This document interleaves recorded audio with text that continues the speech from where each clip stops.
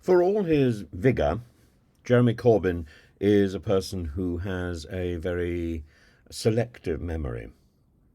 So, about 7 years ago, I think it was about 7 years ago, when he was testifying in Parliament about his attitude to Hamas and Hezbollah and calling them friends, he said that the language he used at that meeting was actually here in Parliament, and it was about encouraging the meeting to go ahead, encouraging there to be a discussion about the peace process.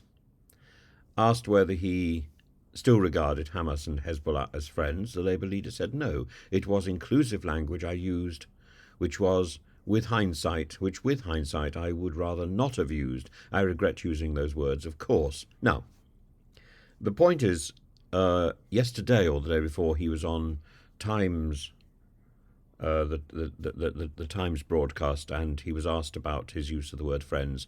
And he said, well, it was simply an instance where where the Hamas delegate had gone to the loo, and he said, "Do you know where our friend is?" And that was it.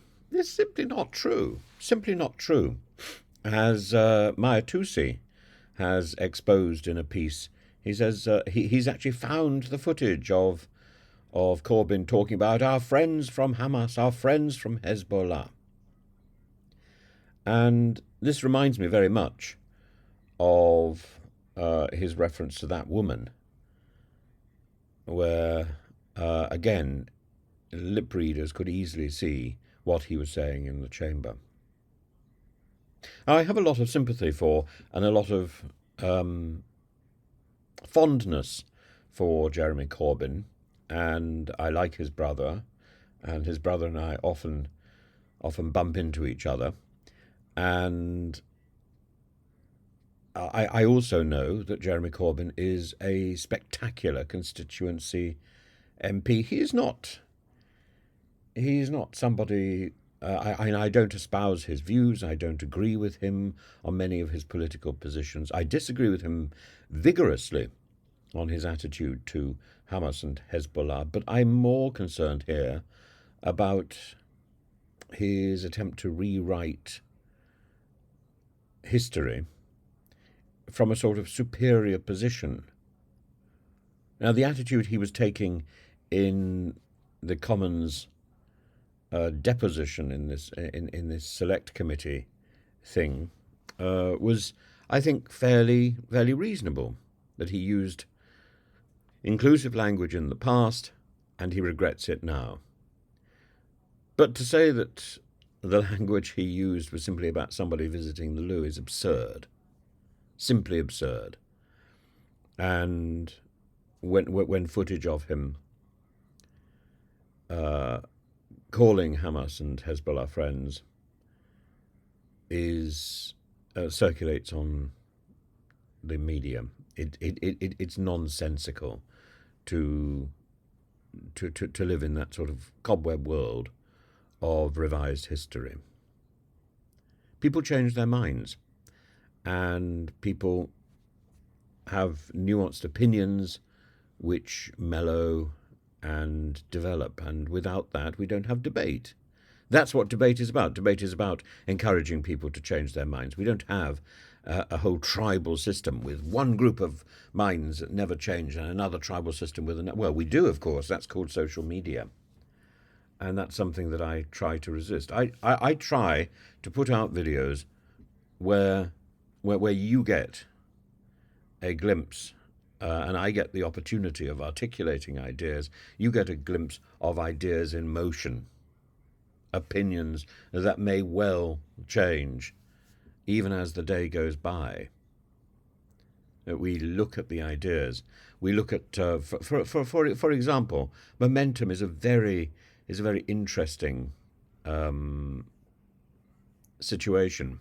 It's a very interesting organisation, and I think the person who founded it, his name begins with an L. Well, what's his name? And anyway, I think he is Jewish anyway.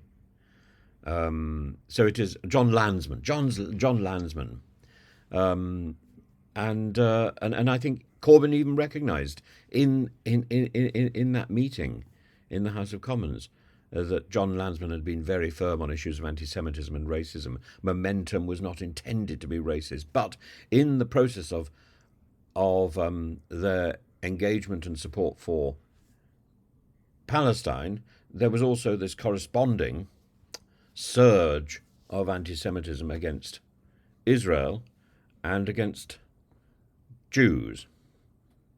And as I've said on a few occasions, the Jewish people are distinct from the Israeli people.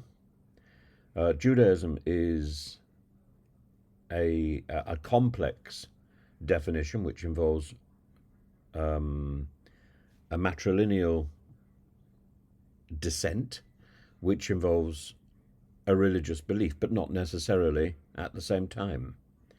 And it is possible, for example, to be Jewish, to have converted to Judaism. It's very difficult. It is possible to be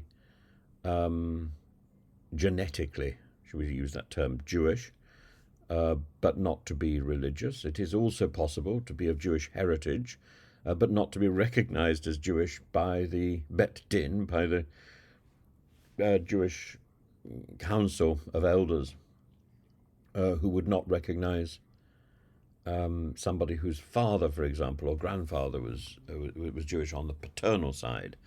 I'm afraid these quibbles would not have been quibbles made by the Third Reich, and that really is why Zionism is such an important expression of Jewish hope, and Zionism finds its final expression in the state of Israel. Maybe it wasn't founded in the best of forms, but the fact that it is here is a blessing to the world and is a positive and must be supported. The fact that we can also criticize the current Prime Minister of Israel is an entirely political issue, and I think is entirely fair. But criticizing Israel as a state and questioning its existence, this is anti-Semitism, and equally confusing Israeli with Jew and chanting slogans outside a synagogue is heinous, and we've seen that in the last week. And for what it's worth, I would endorse Suella Braverman's statements about that bit, but not anything else. She is quite right there that the Jewish people in our country have should not be terrified in their own synagogues or in the street by the activities of another group of people in our country. That is utterly wrong. But it is a failing, among other things, of the Home Office. And there are, I think, ways of enabling people to protest without terrifying the neighbours. So, and a lot of this comes down to muddy thinking, and muddy thinking by people who have power. And Jeremy Corbyn is one of those. He may not think he has power, but he has played a central role in the life of our country. And he should be careful about what he says.